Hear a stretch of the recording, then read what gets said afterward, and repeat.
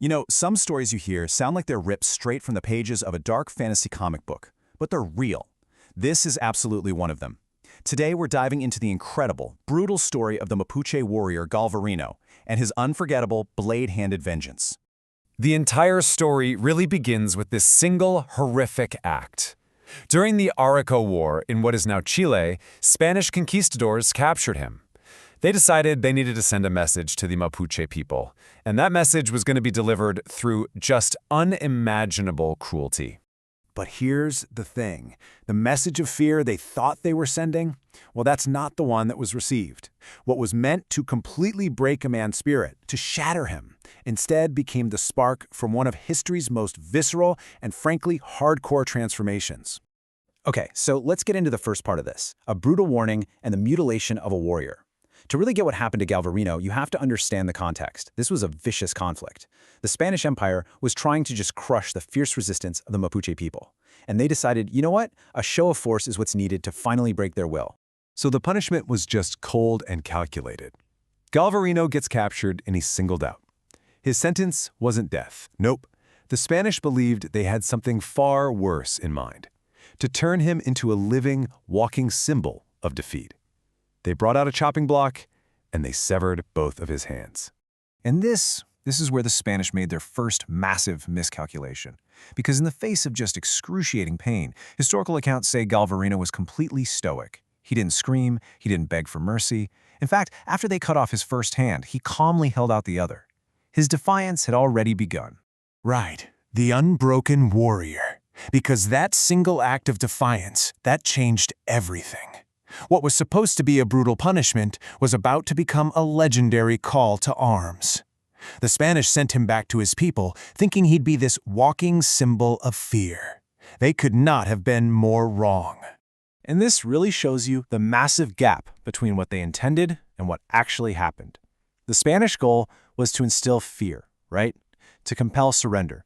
But Galvarino's action, it was to inspire rage, to demand all-out war. He completely flipped their script. I mean, can you even imagine the scene? He gets back to his war council, holds up his bleeding stumps for everyone to see, and uses these horrifying injuries not to plead for peace, but to demand an escalation. He called for a total uprising, for a fight to the death against the invaders. He turned their warning into his weapon. So now we get to the blade-handed revenge, the forging of a weapon. Because his spirit wasn't just unbroken, it was hammered into something harder, something sharper. And this brings us to the final, absolutely legendary act of his story, where he physically becomes an instrument of pure, unadulterated vengeance. His next actions were so deliberate. After firing up his people, he took the next, frankly shocking step. He had long knives, actual blades, lashed tightly to his wrists, replacing the hands he'd lost. And his peers, they were so inspired by his ferocity, they made him a commander. He was getting ready to lead the charge. Just think about that number. Two hands taken from him. 2 blades given back in return. It's a simple, stark number that completely redefines who he is. He isn't disabled. He's rearmed. And just like that, he was no longer just Galvarino, the man. He was now this figure of terror for the Spanish, and a living, breathing symbol of impossible resistance for the Mapuche. He had become a literal human weapon. You know, some people have even called him history's most hardcore cyborg warrior, a man who literally integrated weapons into his own body to keep fighting. He took what was meant to be a brand of shame and turned it into his tools of war. And when he got back to the battlefield, he must have been an absolutely terrifying sight. He was on the front line, leading a squadron, literally cutting down his enemies with the blades on his arms.